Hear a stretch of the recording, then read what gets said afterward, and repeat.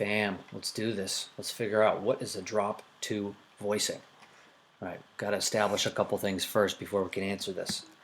So let's have a G major 7 chord. All right, and let's make it a root position chord. So there's our bass note. And let's make sure this is a closed voicing or a closed voicing, right? So that means that all the notes are stacked as tightly as they can be. In other words, we're just going to stack thirds here because this is a root position. Right? So there we go. There is our root position, closed voicing, G major 7. If we want to make this a drop 2, we just go to the second highest pitch. We're going to drop that down an octave.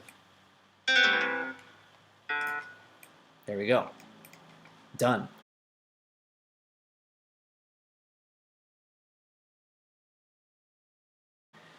Now, one thing that always confused me as a guitar player is that if you have a closed position, closed voicing root position chord, and you do a drop 2 on it, perform a drop 2 on it, you don't end up with a root position chord. You end up with an inversion. You end up with a second inversion voicing, right? Because the fifth is in the bass. So as a guitar player, that's a little confusing for me. If you play piano, this stuff is basic, right? It's not even confusing at all. It makes sense on paper, makes sense on the keyboard. Guitar players, we come from a little bit of a different land, so it's a little more confusing. Now let's go to a triad, right? So we did that on a 7th chord. Let's go to a triad and do a drop 2. Oops. So same rule, we're just going to drop the second highest pitch in the voicing. So this time it's not the 5th, is it? It's going to be the 3rd. All right, this is a same thing. It's a close voicing, root position. Just we're dealing with a triad now instead of a 7th chord. So we're going to drop that an octave. Boom. Now we have a nice voicing. But again, it's not a root position anymore, is it? It's an inversion. It's got the 3rd in the bass. We call that a first inversion, right? Now, if you don't read music, that's okay. We can go over here. So if you start with a closed position, closed voicing, root position, major triad, you're going to have the root in the bass, the 3rd in the middle, and the 5th at the top of the voicing. If you want to perform a drop 2 on this chord, you take the 3rd and drop it down an octave. And it's going to look like that. The root and the 5th are in the same place, theoretically. You can move them around, obviously, if you play piano or arrange music with different instruments or voices. You can move those around. But in theory, we're just dropping the 3rd down an octave. So now we have the 3rd in the bass. And again, right, we call that a first inversion. All right, let's go do this on a 7th chord. Same process, right? We start with 4 notes now instead, though. It's a closed voicing, root position. So the root's in the bass. And it's just stacked right up, root, 3rd, 5th, 7th.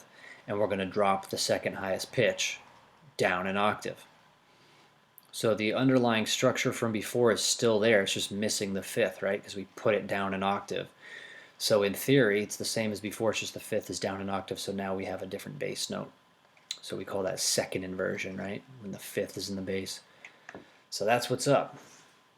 All right, so how does this relate to our instrument now? We've figured out the intellectual side. How does this apply to our instrument? Well, if you're a piano player, this is pretty simple stuff.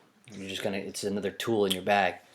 If you're a guitar player, this stuff is mandatory to know. Drop 2 voicings are a game changer for guitar players. If you're going to play guitar for any length of time, you're going to learn drop 2s, whether you understand what it is or not. You're going to learn it from a diagram on a page, probably.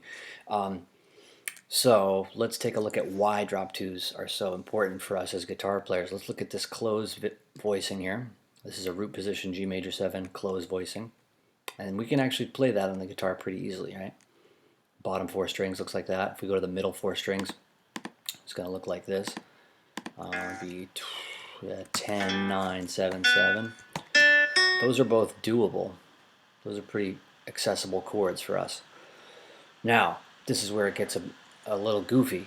Let's say we wanted to change this chord quality so that it's diminished 7. All right, so we're going to now bring this B down to B flat. We're going to bring the 5th down a half step to D flat. And we're going to bring the major 7 down a whole step to diminished 7, and I'm just going to make that an E natural rather than looking at those ugly double flats. Because I don't want to look at F double flat, or rather F flat. Oh no, yeah, it's only going to have 1 flat. I forgot about that. All right, let's do 1 flat. That's fine. Boom. All right, so there's your diminished 7 chord here for G. Where's the little cool little degree symbol? Can't remember. Oh well. There it is. Cool. All right. Now, let's play this on guitar. This is going to start to get annoying. So our root is the same, but our third went down a half step. Our fifth went down a half step. And our seventh went down a whole step. So if you have a guitar in your hands, try to play that thing. That's a total pain, right? So what we want to do, make this a little fun, let's go do our drop 2 on a G diminished 7 chord. See what happens for our guitar. All right, we're going to bring this down an octave, D flat to D flat. All right. Let's try this on this chord here that was so obnoxious. So now we have a D flat in the bass. All right. So let's use the 4th fret. Let's go play that G on the 5th fret. Let's go play this B flat on the 3rd fret. Oh, that sits under the hand nice, doesn't it? Yep. So you can start to see the value of drop 2 voicings for guitar players. They're really handy stuff, so that's what's up.